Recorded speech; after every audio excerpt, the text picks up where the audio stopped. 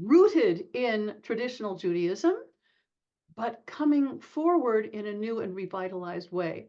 So he would say, we know we can't drive if we're only looking in the rear view mirror, but neither can we move forward if we don't know where we've been.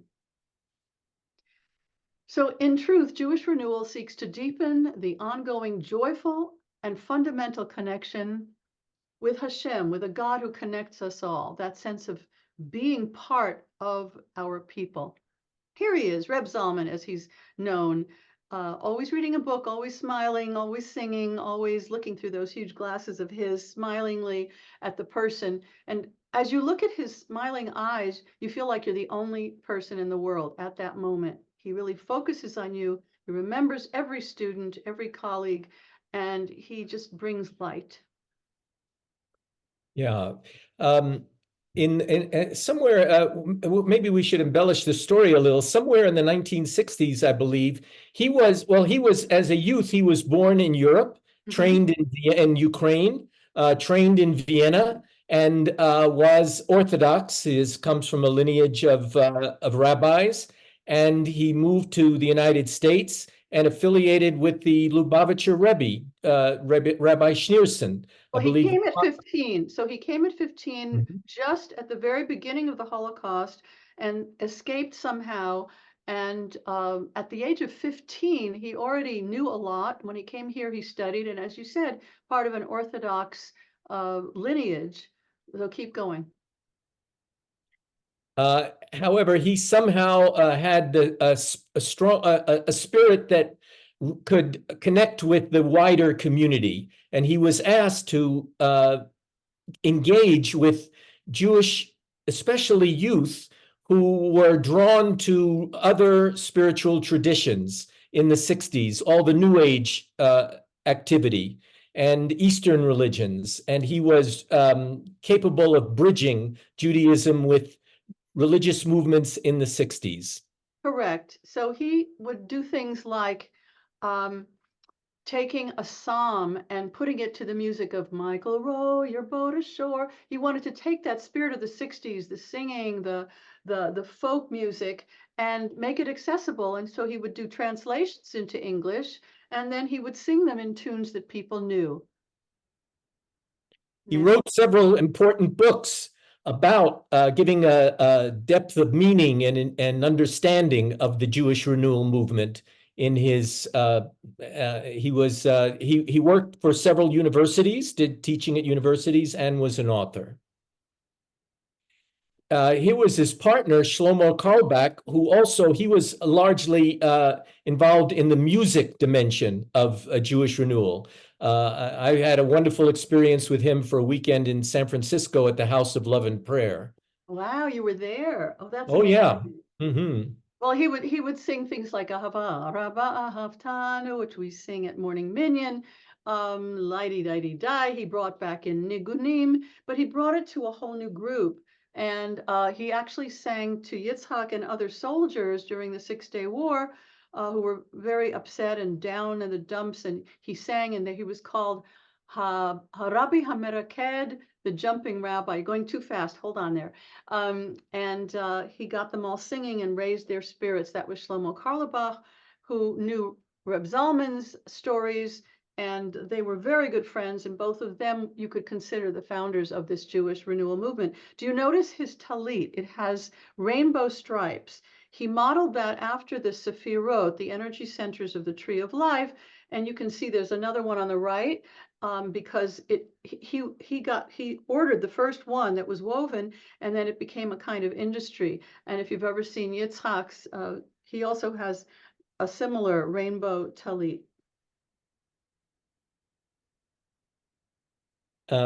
This is really an indication of how deeply his spirituality went. Rather than hold a book in his hand, he was, you could feel his spiritual message from his songs, his talking, and his meditative behavior.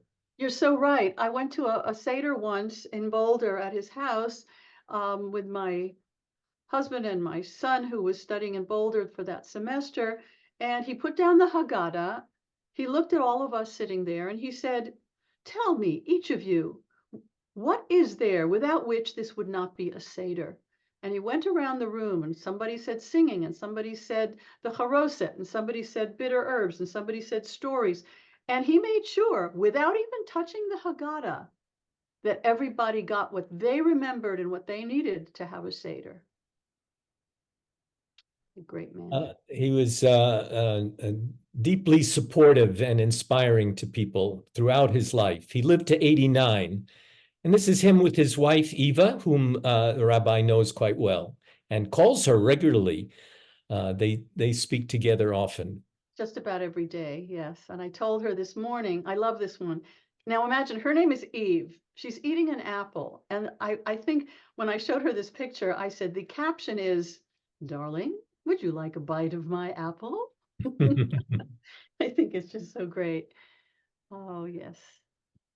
So this is a clue to us to shift to a video that has a number of photographs of Rabbi Zalman and other things.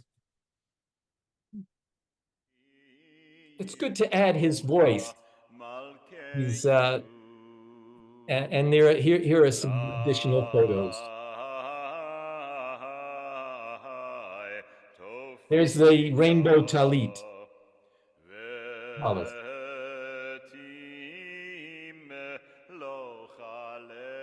I think most of these photos were taken at the synagogue that David Zaslow is the rabbi for in Ashland, Oregon. There he is playing the guitar. Zaslow in the background playing the guitar. And you can see how ecumenical the gathering is.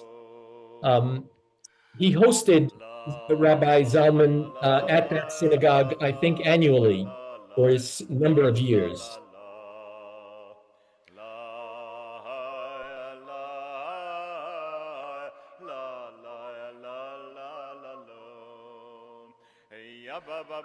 Somehow he engaged many people in what ordinarily are relatively private activities, like putting on the talit.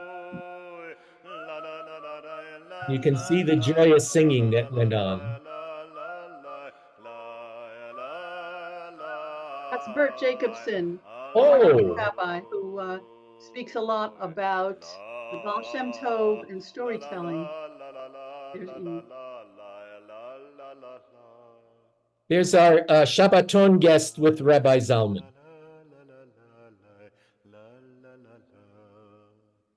Here they are again.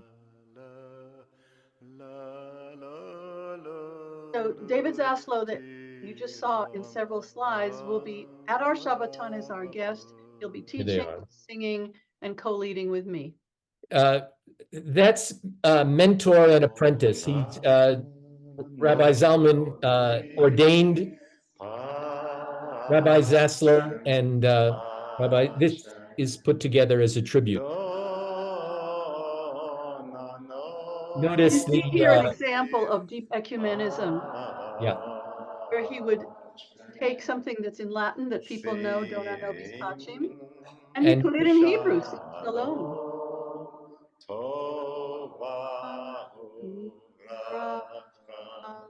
He always made connections between different religions and found the shalom place.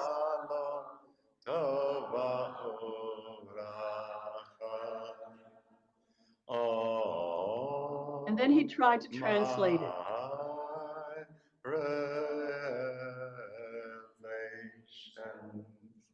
I think this symbolizes his belief that spirituality is one music with different lyrics by different religions. So here's the Hindu Hare Om lyrics Shanti Om.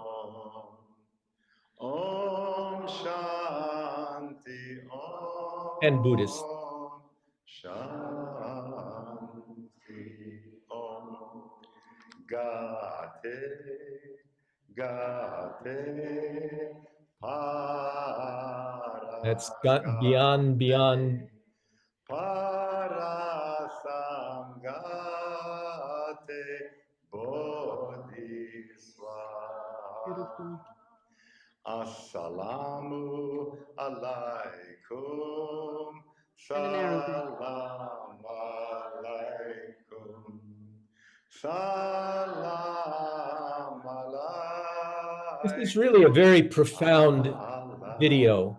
The spirit that he's expressing in showing how it's just different words about the same thing is a That's his powerful kibbutz. message. That's where he's buried. I've visited it several times.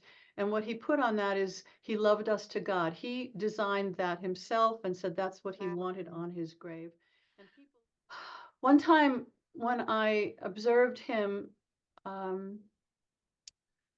years ago at Makom Or Shalom in Thousand Oaks, I believe, in LA, he was leading services, and because he was a guest rabbi in a renewal congregation there, he decided to chant from the Torah on the High Holy Days in English.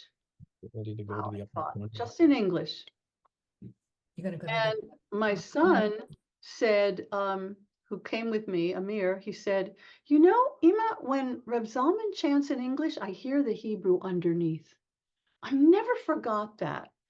And the idea of chanting in Hebrew and English, or chanting using the trope, the melody, but using the English words, if you know what's underneath and you have a deep knowledge, it comes through. And that's how it was with Reb Zalman. He influenced me enormously, as did the other teachers in the renewal movement with whom I studied for over 20 years. Boy, hearing his voice again like that, that really, really touches me. This is an interesting issue in the Jewish Renewal movement. There are synagogues that identify themselves as Jewish Renewal, and you'll see them described a little later on. But it's sort of controversial about, or questionable and discussed often, whether it's a denomination, an additional denomination of Judaism, or an attitude that has been adopted by and integrated into all the other denominations. Right.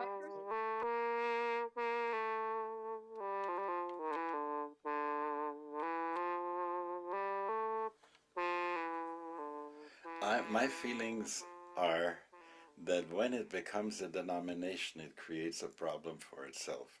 It has boundaries that it shouldn't have. Because imagine that there's a group of people who at this point are not able to daven without the mechitza, men and women. He's going to make reference to a number of elements in Jewish practice in his explanation. And if there are any you would like to ask about and have explained, please jot them down as he's talking. And when the video is over, we'll open the microphone up to the viewers, the participants, and answer your questions. So if you catch anything you want to know more about, jot it down and ask when this is over. It's about 5 minutes. And they would like to have a retreat at Eilat Chaim. And we would say at Eilat Chaim that we have a policy that will not allow anything with a mechitza. Okay? I would be sorry for that. Because what the people need to learn is in Davenology, they have to understand paradigm shift. And if they need an Eruv, and if they need Hechsher, and they need all these things, let's give it to them. The same way as we are open to gays, lesbians, to transsexuals, to people, to intermarrieds, to people on the left, I think we need to be open to the people in the right. And denomination doesn't allow for that. So that's why I am not for denomination. Now, why am I for denomination? I'm for denomination because what's the good of denomination? First of all, it's quality control. It's sharing resources. It is networking. If you come and you say, I'm going to go to Oshkosh, is there a Jewish Renewal congregation there because I'm going to be there for Shabbos? I'd like to be able to say there is, It would be nice to know that if there is also a Jewish Renewal service in the Reform congregation there at that time, that I should be able to know about it. But I think it is that kind of a thing that there is name recognition and therefore an understanding of expectations. You know, if I'm going to go to a Jewish Renewal service, I have certain expectations that are likely going to be met, which I won't have when I go to Chabad. So he will go on and talk about that issue. It's not something everybody needs to know about. We'll get her back. So let me explain some of the things you heard. But before I do that, I want to share a story. When I first met Reb Zalman and I was at one of his lectures, he started to talk about the Sefer barrier, that people had to know enough Hebrew to break the barrier of the Sefer, which means the book, so you could read Hebrew. And as he was talking, I understood maybe 10% of what he said. To others. 20 years later, I heard basically the same lecture, and I understood about 90% of what he said. So you had to hear him again and again and again to get into the flavor of his speech. So he mentioned davenology. So davening is praying. Davenology is studying about the prayers. He also spoke about a mechitza, which is the divider between men and women in a prayer service, either side by side or front and back, or the balcony and the downstairs. And he also spoke about an eruv, which is a neighborhood connector that allows you to do certain things like carrying during Shabbat. So what he mentioned is, sure, as Renewal, we're welcoming people who felt they were in the margins, but what about people who were, as he called it, on the right, people who were very observant? Can we make it possible for them also to pray? Was his point, that he wanted to be have it open. And it's a hard balance, for those who were more observant and those who were just coming maybe for the first time or who felt marginalized in other congregations. So if there was anything else you wanted to ask about, why don't you take a moment now and do that? Yeah, let's open the floor to comments from our participants. Questions, comments, any thoughts about Rabbi Zalman or anything that we've said so far? Sybil. Well, I love what you guys have said and and sharing some of the experience of Rabbi's experience about the impact that Reb Zalman had on her, and but he had a big impact on me. And so he didn't write the book, but he was a pivotal character in the book, A Jew in the Lotus. And Rabbi Zalman was part of a group of Jews who went to Dharamsala, India, to have a dialogue with the Dalai Lama and Tibetan Buddhists. And a book that came out of it by Roger Kamenetz, who was, I think, the only one who wasn't a rabbi of the Jewish men who went. But it's a very moving book. And but it was the explanation that Reb Zalman gave to the Tibetans about Jewish mysticism that I went, oh, well, I get it, because I was studying Buddhism and Taoism and all this sort of thing. And when I got this explanation of the mystical aspects of Judaism, I went, oh, it just resonated. And it was an important aspect of my movement to become a Jew. Thank you so much, Sybil. We'll be speaking about the Jew in the Lotus later in our series. I had once the honor of having Reb Zalman and Rabbi Jonathan Omerman and several other people who had been on that trip in my home, and we had a picture in front of our front window, and I used that as my bookmark in the Jew in the Lotus copy that I had. Unfortunately, I loaned it to someone and never got the picture back. It's been a kind of tearing in my heart ever since, but I have the memory at least. And we'll talk about it more as we talk about the Jew in the Lotus, especially since here was the question the Dalai Lama asked Reb Zalman and the other rabbis. You are a people in exile for thousands of years. How did you keep your people together, your traditions together, your language together? How did you do that? And you know what Reb Zalman answered? The Seder. the Seder. You tell your story. And when he went into angelology, of all the talk about angels and his mysticism, the other rabbis, some of whom were conservative, Orthodox, I heard that their eyebrows went up like, we don't usually talk about that. So he kind of shocked the other rabbis as well. But we'll talk more about that when we get to it. I'm so glad it was an influence on you and that you shared it. Was Any there other comments from any questions or comments from the others? Yes, Jeff.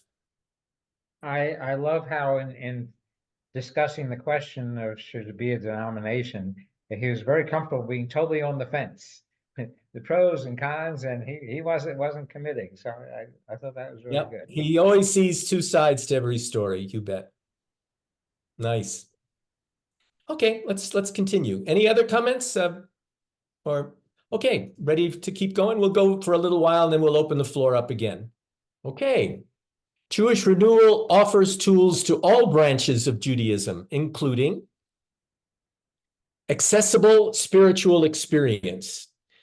So people who know very little about Judaism and didn't go to yeshiva and weren't Orthodox are drawn into experiences that are deeply spiritual and emotionally moving. So I know all the people in this picture, and Sarah Leah Schley, the one, the dark-haired lady on the right, she's now a rabbi as well. She lives in Northern California, and she was given ordination about the same time I was. And I see so many people here I know. I could easily be clapping and singing with this group. All right. Thanks.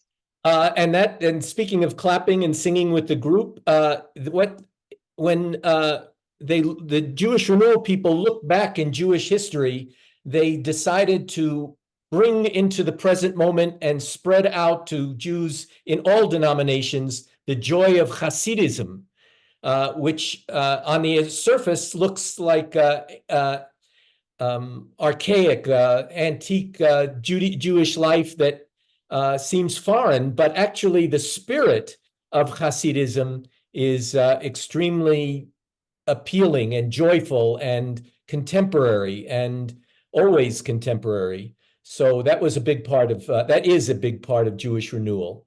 Yes, as a matter of fact, Renewal Judaism is often referred to as Neo-Hasidism. Mm-hmm. It's a new form of it. You don't have to be Orthodox and wear black hat and all that. And one context for it was summer gatherings called Kala. Here's just one from 2016, but they've been going on since the 1980s, I think. In fact, I took a class from Rabbi Zaslow and his wife at a Kala way back. Here's another picture. Can you see the joyfulness, Hilula? It's a retreat. It's like Jewish summer camp for adults, and many people attend. And the power of being in a group like this, frankly, worshiping in a circle is very characteristic of the Jewish Renewal movement. The energy just echoes back and forth across everyone in the circle. And here's a little cartoon that the phrase at the top is very telling: transcending tradition. And it talks about an annual colorful offshoot of Judaism, Jewish Renewal, that takes its place in Ventura County, California. And you probably know some of these people too, Rabbi. I know each one of them. I know exactly who they are. Yeah, there's caricatures of real people. And you mentioned Davanology, ways of praying that are not just reciting by memory the prayers in the prayer book, but a deeper experience of prayer and Jewish community, often involving singing and clapping and hugging the Torah, and a very joyful experience. And bringing in, as we started off our session today, Old World and New Nigunim. Do you know what the word Rebbe craft refers to? Zalman spoke often about this. He says, you have to know your stuff. You have to know how to listen to the question beneath the question. You need to know your Hebrew and Aramaic and Talmud and stories. You need to know how to go into yourself and really pray. if you want to stand before people and lead prayer. That's your Rebbe craft. And the Rebbe part is different from a rabbi. Rebbe is sort of the old world honorific for someone that you go to for advice. And so he would often ask us, how is your Rebbe craft? And we would have to go inside. As a matter of fact, I found a postcard that he had us write to ourselves. This was about 30 years ago. And so I found this right behind a picture that I have with Reb Zalman. This is a note to myself that I wrote. Remind the congregation that our heritage was juicy and embodied.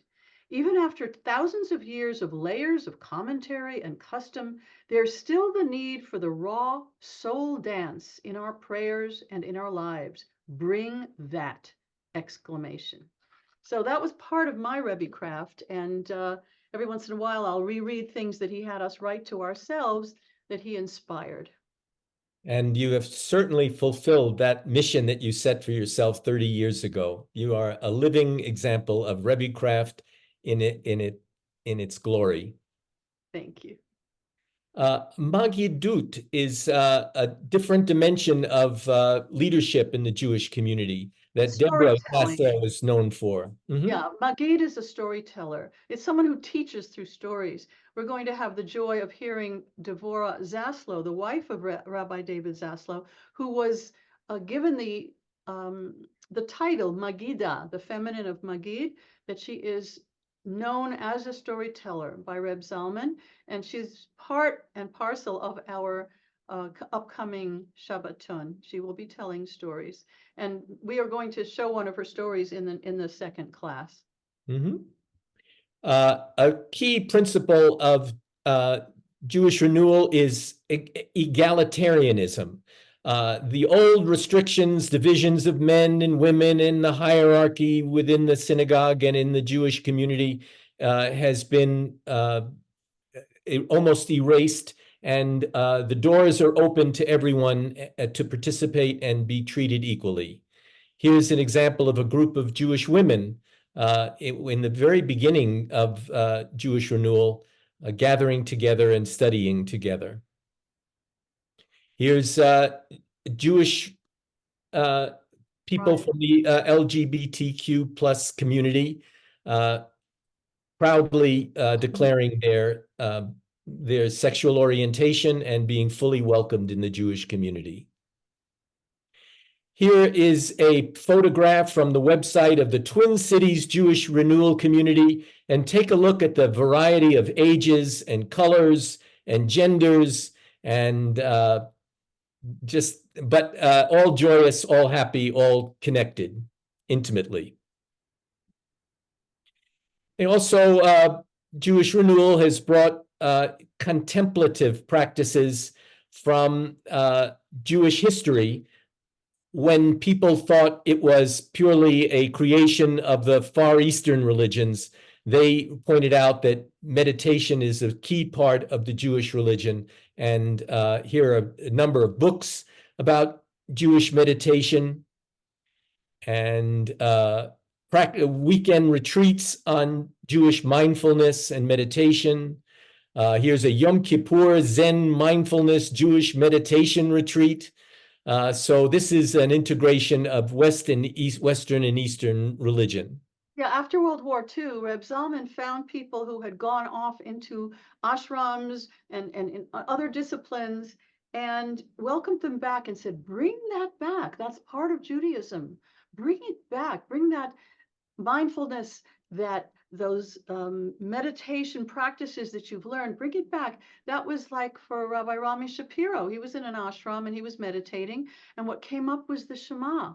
And he spoke with Reb Zalman and he said, bring that back, we need it. And he was part of Matifta, a meditation center in Los Angeles that I was connected with for several years.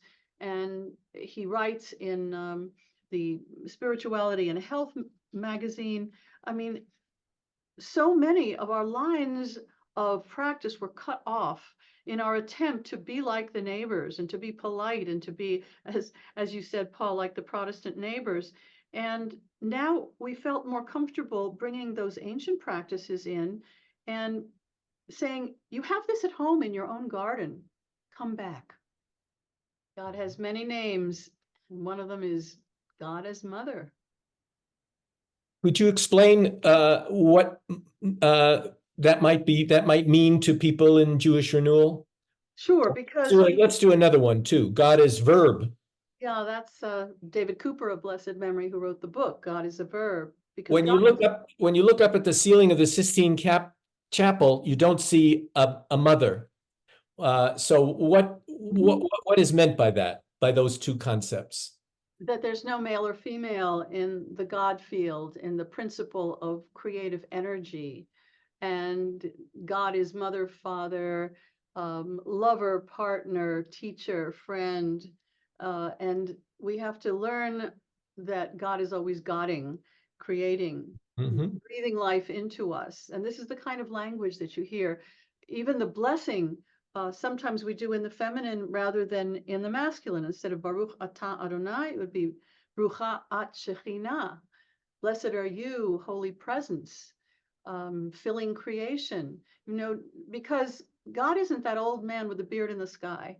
And we have to get past those childish notions and see what is unseeable and try to connect with something that is not an idol, that is beyond the beyond the beyond. And that's hard. So Renewal tries to approach it by using many, many different titles as we approach God in our prayer and in our meditation. Thank you.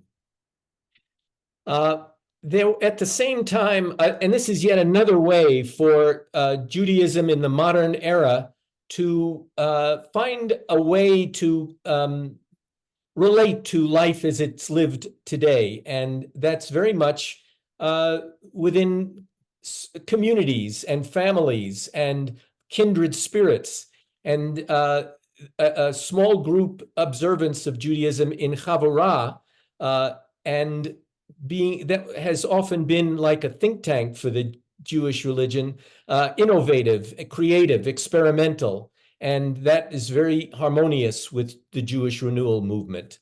Here's a picture of a group out in the country.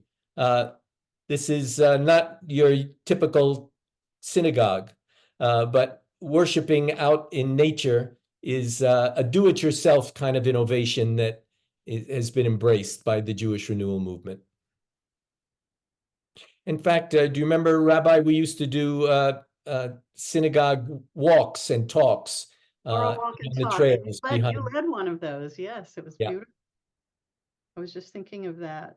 And So you angelology is mentioned that. no, the idea of bringing in the angelic presence that has different jobs. So we speak about Michael, Gabriel, Uriel, Raphael. Those are the archangels. But then there's so many more angels. There are hundreds of angels that are protective angels and that you would summon.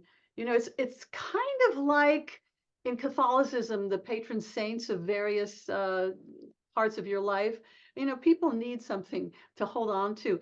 And angelology is interesting because they'll dip into the mythology, the esoteric study of angels to call upon for various blessings.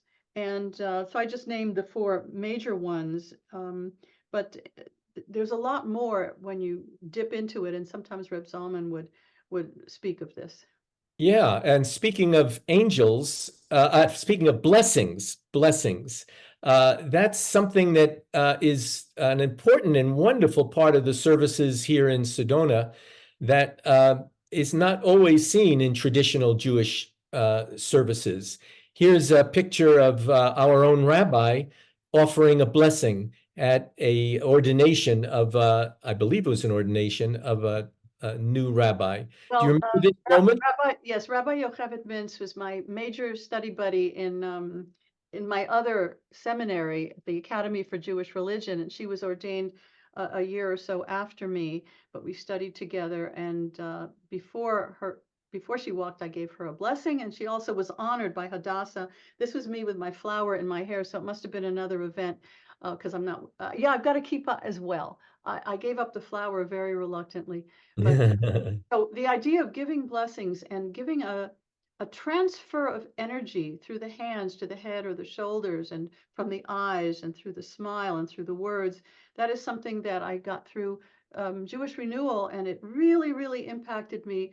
And as you know, when people come up to have an aliyah from the Torah, I try to combine the verses that we've just read and connect those to the person standing in front of me. And it's something that flows through me that I never ever prepare. It just comes in the moment. Beautiful. Whoop. Another element of Jewish renewal that is really was pioneered by Reb Zalman, that has taken has spread throughout our culture and our country, and that is a respect for and a redefining of aging and the last stages of life, how to make them as meaningful as possible rather than viewed as a decline. And rather than focusing on losses with aging, focusing on what's gained and the wisdom that comes with aging. A well-known book that Rabbi Zalman wrote is From Aging to Saging, a profound new vision of growing older. And in his last years, he connected with a Jewish writer named Sarah Davidson, and they created the December Project. Reb Zalman knew he didn't have much longer to live, and he felt in those very last months or years of life that there's a special process that minimizes the fear of aging and maximizes the value, the juice that one can have, knowing that one's life is not going to last much longer, and how to make that those last years as rich as possible. Right, and to turn your knowledge into a legacy that you give to others. I remember when this book came out, and my friend Eve was not happy with how the co-author draped herself around Eve's husband, and she was not happy with this cover, but she did like what was in it. Wonderful. Any comments from anyone about this movement of making the years as one grows older a time for going deeper within and dialogue with others about the wisdom that one has accumulated over their lifetime? Has anyone taken on the role of mentor? Do you know about this book of From Aging to Saging, or that process? It's very important to learn and to be aware of as the years go by. I'm curious. Lamenting them, enjoying them. Yes. I'm curious if you recommend this book for an impending grandparent. Absolutely. Absolutely. Yep. Be helpful to know how to pass things on. Yes. By all means. Is that your case? Do you have that is our case on the way? We're impending. Impending. Oh, wonderful. When do you expect your grandchild to arrive? Mid-July. Great. We look forward to hearing about that. You'll love it. Do your children live nearby? Well, LA, it's not too bad. Good. And thank God for Zoom and all those opportunities to connect visually. Sybil, did you want to say anything? Well, I wanted to comment on, not specifically on the saging, aging and saging, but I wanted to comment, first of all, on Rabbi's blessings that she gives after Aliyah. It's there. I've seen her and experienced the incredible energy that she channels when she does it. And I know she goes someplace that is not here when she does that. And it's wonderful just to see sometimes, for watching other people, how the beauty of that comes through, so that I can see that's where the training comes from, of just, you gotta letting it go. And the other comment that I wanted to make, what you went very quickly over, Rabbi Cooper, blessed memory, that God is a verb. But for me, that's a big, important concept, because Judaism, along with the sort of the Judeo-Christian view of the world, is God as other. And when you are in the mystical tradition, God is not other. We are all part of the oneness of God. God, Adonai Echad. And so I think thinking of God as verb is very helpful to not feel that God is out there and we're here, rather than we're all part of the oneness. So anyway, I just want to make that comment. Yeah, thank you. That's So- great. So, the letters that are carved in our eternal light, Yud, Hey, Vav, Hey, are actually a contraction of the verb to be, was, is, will be. Haya, Hoveh, Yihiyeh. So it's sort of like the ever-flowing, timeless force of being. It's a little bit hard to say, but the Yud, Hey, Vav, Hey contains it all. And so truly, God is a verb. His name, God's name is a verb. God's name is, was, is, will be. Okay, speaking of redefining, reconceptualizing the divine, a part of the Jewish Renewal movement is hashpa'ah. Do you want to say something about being a spiritual director? That's a new role in our time for people who are interested in a variety of spiritual traditions to find what suits them best. Do you want to say anything about that, Rabbi? Yeah, so about therapy. That's not spiritual direction. You go to a therapist when you're having a problem, but you come to a spiritual director because you want to ask the question, where am I and why am I? And so you look very carefully at your life, at the decisions you make, and how well you want to be.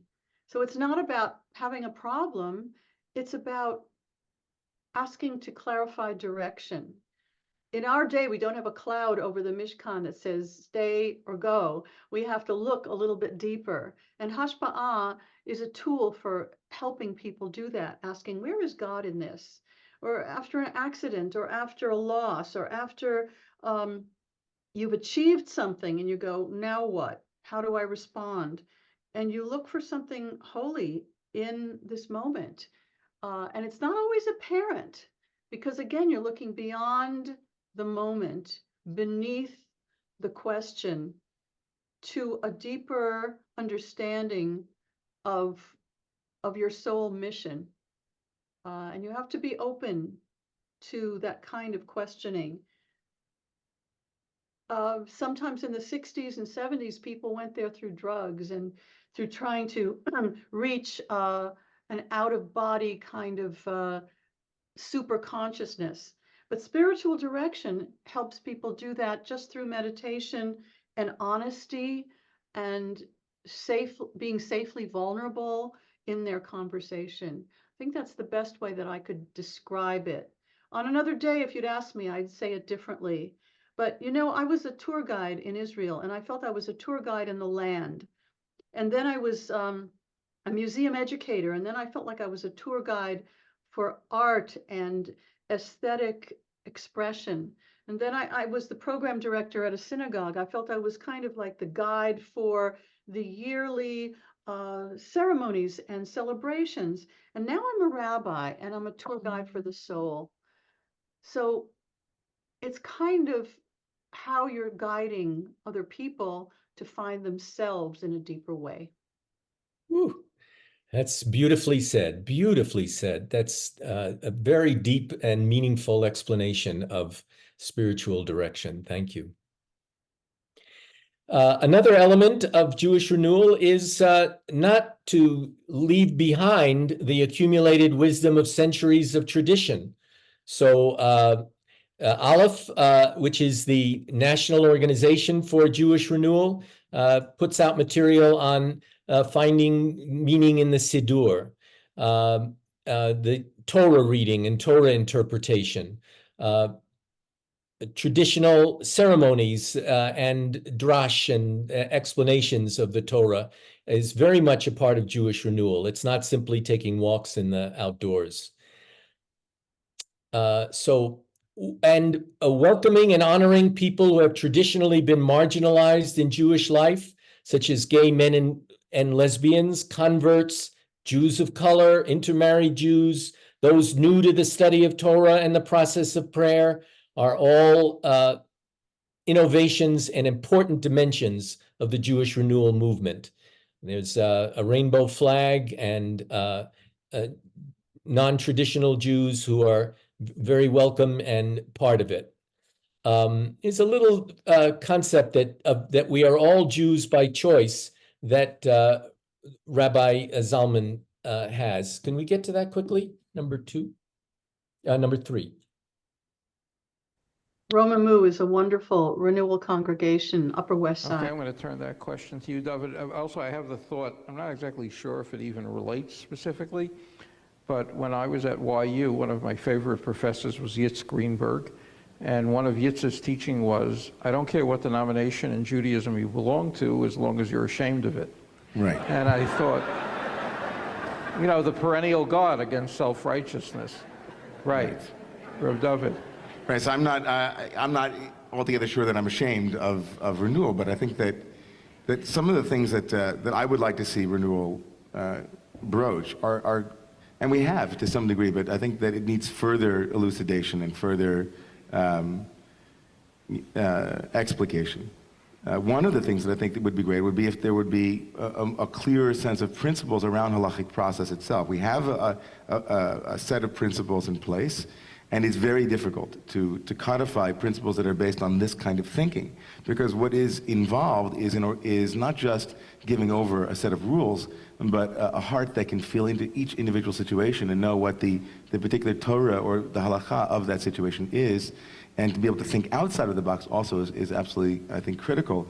But I think that renewal will do itself a service in the next couple of years when it has a much more codified way of engaging the principles of Jewish law and being able to have application and apply it. Mm-hmm. I think also that Jewish renewal is, as Reb Zalman has said, is a virus, and it's important to acknowledge to some degree how it has had an influence in ways in which it has seeped into the various places unbeknownst even to the places that have adopted it. And I also think that renewal, the question, with a chilu rechima, with a little bit of fear, but to say to Reb Zalman, I'm not personally 100% clear what's the best way for renewal to continue in terms of its educational agenda. Whether or not denominational status, I obviously agree that it's not a denomination. Reb Zalman founded it, so if he says it's not a denomination, it isn't. They don't listen to me. They don't listen to you. No, it's interesting because Mordechai Kaplan, when he started Reconstructionism, said he didn't want it to be a denomination. He wanted it to be an influence on other movements, but it became ultimately a denomination. And you're saying you probably can be most effective if you don't actually become a denomination, because then you can affect others. Right, but the difficulty, though, if we kind of look at what's hard, though, is it's hard to describe what renewal is then. In other words, people come and that's the question I get all the time. Well, what are you guys doing? What is that place? What is it? And everybody thinks in categories. So if it doesn't fit into one of those categories, it's very hard to describe it. So recently I've been saying to people, and I'm not even sure if it's accurate, I've never even said this to Reb Zalman, but I say that we are Hasidic Reconstructionism. That's not bad. It's not bad, right? It's Reconstructionist with 4 worlds and Davinology. Exactly, that's what I'm thinking. I want to say something more about this that has to do with today every Jew is a Jew by choice. Mm-hmm. The people who are running, as it were, the enclaves of committed Haredi people don't believe that we are Jews by choice. They feel that we are Jews by necessity. But when I look around and I see all the people here, every one of you has made some kind of a choice. When you're dealing with free people who are making choices, then what you want to create in a community is a consensus of the committed. Along with that comes something very important. I'm very much aware, we're in a house of worship here, but even if we weren't, this call is being monitored for quality purposes. Okay, we are not alone. We are not alone. This is very real. And I think when we can bring this back into the awareness of people that this consensus of the committed is in the presence of the living God, it's a whole other stuff. We are not so much in charge of it as we are giving consent to it. And I want to say along the lines of that, what motivates, I guess, a rabbi in this 21st century with that reality is that the best have to is want to. That a Yiddishkeit that is compelling is something you really want to do. You know, people talk about commitment and having the tradition make a claim on us, and I think that that's a very beautiful frame. Have the tradition, there be a covenantal sense of the tradition making a claim on our lives. But as Jews of choice and Jews who make choices, will make choices usually that are part of an aliveness that we feel. So we say, I want to go light the candles because it makes me feel alive. I want to go to shul because it makes me feel alive. And even, I'm not saying that it doesn't make me feel joyous necessarily, even if it means being sad, or whatever the spectrum of feeling is, but aliveness is a core component of the motivation to choose Yiddishkeit. So when people say to me, I'm sorry, I know you want to say something, but when people say to me, why be Jewish? The answer I say is, because it's great. Because it's great. Yeah. It's beautiful. It's enriching. It's alive. It's compelling, and it in many ways it meets a lot of the nutrients that we as Jews need. It meets the nutrient of it's a Jewish practice. It's a Jewish practice which connects me with the one who's monitoring this phone call. And so it has all of those components. Any thoughts from our group about Judaism being, or it's a Judaism by choice? What do you say, Patty? I very, very much relate to that. And I also really relate to what he said about going to services to feel alive. And that's why I go to Wednesday services every Wednesday morning. It gives me that connection to my life. And when before I converted to Judaism, I really believed that all Jews were renewal. I didn't know that there was a renewal. I just had the experience of going to classes at the synagogue and listening to the rabbi and listening to her expound on her conception of God and as God as becoming and the connection with God. And it was even more than that, though, because you take all that spirituality and you bring it down to the earth, to your everyday life. You don't transcend your life. You bring it into your life. And that was a really new experience for me that really drew me in. And I feel, I'm really going on and on here, but I feel like I can learn the rest of my life about this and still not fathom it all. Amen. Wonderful. That's very true. This phrase, the wondering Jew, is very harmonious with the Jewish renewal. Wondering, investigating, learning, growing, evolving is very much part of the tradition. And as is deep ecumenism, participatory engagement with other religions or traditions. Does anybody know who's in this picture with Reb Zalman?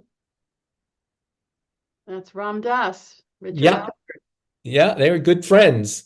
By the way, Ram Dass comes from a Jewish background, and they're very harmonious. Had he not gone to India, he would have gone to Reb Zalman's Jewish gatherings. And here's where, here's a summary of deep ecumenism. Teaches us that every religious tradition is a path to the one. Each religious tradition is a wellspring tapping into the same underground river. Each religious tradition is an organ in the body of collective humanity. Our differences are meaningful, and our commonality is significant. And I'd that, like to say yes, something about that. go ahead. One time after Reb Zalman spoke, I had if you could stop the slide for a second, I had this picture in my mind that was extremely clear. And I saw a kind of a mountain with all kinds of holy people up there. And they all looked up and they said, ah. And they all got it. They got the oneness. They got the beyond the beyond. They got the beyond words. And then they all walked down the mountain on their particular path. And when they got to the bottom, there were their followers going, oh, that's the path. And I saw that so clearly, that each group thinks it has the truth, it has the way, it has the Tao, it has the halacha, which is meaning the way you walk in the world. And I got it that it's all about the aha and the oneness. And Zalman would really lived deep ecumenism, and he would use, as you saw, melodies and translations that would transcend a particular religion so that other people would go, oh, that's mine too. And they would remember that at the top of the mountain, there were no divisions. Yes, Kendra. Thank you. Kendra, what are you thinking? Yeah. I love your image. And I was thinking of, I'm sure you've all heard of the blind people and the elephant. Mm-hmm. And that is kind of what has been in my mind lately, is that everybody, Jews, Christians, every denomination is touching the elephant in some different area. And they're saying, this is what an elephant is. And it's like, but they all need to come together and bring what they have to the table so that we can fully see what the elephant is in the room. Kendra, you bring me to the idea of this difficult concept, the chosen people. And what Reb Zalman spoke about was the choosing people, that we all have a job. Every people has a job, you know, and just like the organs of the body, the heart doesn't do the same as the foot, doesn't do the same as the brain. Every part of the body has a different job, and all together it's one organism, like kind of like your elephant. And so when we come to the part about we are a chosen people, we're chosen for a particular task so that we can proclaim the oneness of God. It's part of the Aleinu that actually we don't always see because it's in the beginning, it's in the middle paragraph. So actually the Reconstructionist movement took that out. They took out the idea of being a chosen people, but they brought in the phrase, you have brought us closer to your service. And they took out Bahar Banu Mikol Ha'amim, that you chose us from among all the people. But Reb Zalman said you don't have to throw out the original Hebrew, you just have to conceptualize it as the choosing people, that we're choosing to do our job. And if we're supposed to be a nation of priests and a light to the nations, we're supposed to be bringing something. And apparently it really disturbs everybody because you see the anti-Semitism and you see the misunderstanding, and it's because we're constantly trying to make this world a better place and to help those with no voice and to go against, I would say, the evil side of human nature. So that's our part of the elephant. Let's go on. Yeah. Back to the, no. Here's your Roger Kamenetz coming up, Sybil. Yeah. I think the analogy of the 6 blind men and the elephant applies to the world's religions. It also applies to Jewish Renewal itself. It has many, many parts, and too many to succinctly describe it. And that's what we're doing, is describing various parts of the Jewish Renewal elephant.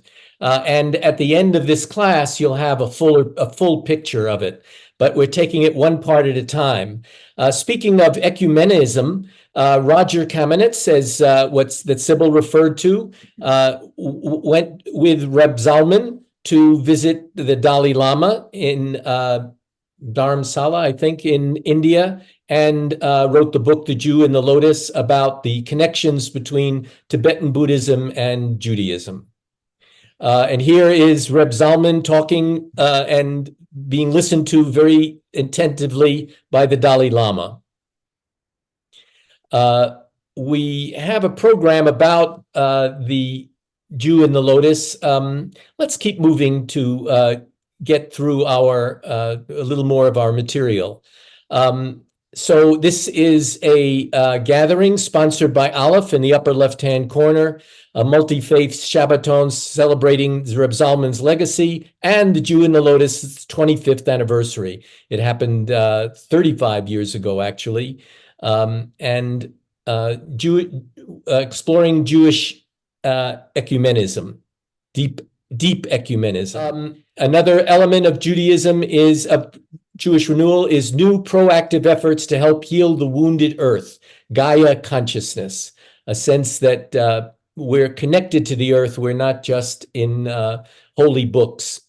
We're grounded. So here's Rooted in Judaism program in West Sonoma among Jewish Renewal groups, going out into the countryside and understanding our connection to nature.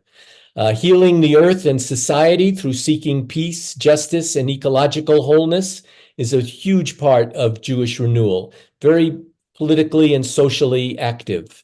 A leader in that realm is Rabbi Arthur Waskow, who's a close colleague of Zalman's and an important Jewish Renewal leader on the East Coast, along with his wife, Phyllis Berman Ocean. Ocean in the middle. When they both got married, they added Ocean to their names. So it's Phyllis Berman and Arthur Waskow, but both of them have Ocean as their middle names. She has alopecia, and she's the most magnificent leader of ceremony. She also, after several years, she also was ordained as a rabbi. But she would lead a mikvah before Shabbat. She would lead meditations, and she had huge humor. She would always start out by saying, you know, people meet me and they think I'm a Buddhist nun. They think that maybe I have cancer. No, it's just alopecia. And I decided not to wear a wig, so this is who I am. And they are quite an amazing couple. He sings, he leads, and I'm going to be speaking about him at Purim because he wants to rewrite part of the ending of the Megillah. We'll talk about that on Saturday night. Next slide. I'd like to show, there's Phyllis. Now, can you just see how she draws down Kedusha, holiness, and she brings it forward through words, through music, and through silence, which are the three elements really in any service. And she just exemplifies that so beautifully. Time we meet. Anything you'd like to say about what you learned today, what interested you today, what you got out of today's session? Jeff? I really love that we're Jews by choice. Yeah, no longer being forced to go to Hebrew school by my parents, whatever. And yeah, so many people who are no longer observant or affiliated or anything else, and we keep going. I guess it's just our choice. Nobody's forcing us, and I like that feeling. Wonderful idea. That's so different from our youth when we sort of felt boxed in, that we had to live within this little world. We now have many options, and that's the function of Jewish Renewal, is to say, come back. And because there's so much here for you, and this can be a choice. There's no compulsion whatsoever. And I think that's very true of our synagogue, that people are welcome to contribute in whatever way suits them best. An open door. And I'm personally am very grateful for that. Yeah. Any other comments? It was wonderful. It was wonderful. Thank you. Sybil, did you want to add something? Well, I was just going to comment on the Jews by choice. Of course, I think the idea of we live in such a secular society that people being observant is definitely a choice, because it's easier not to be involved. But I think that since October 7th and this incredible rise of anti-Semitism in the country, I think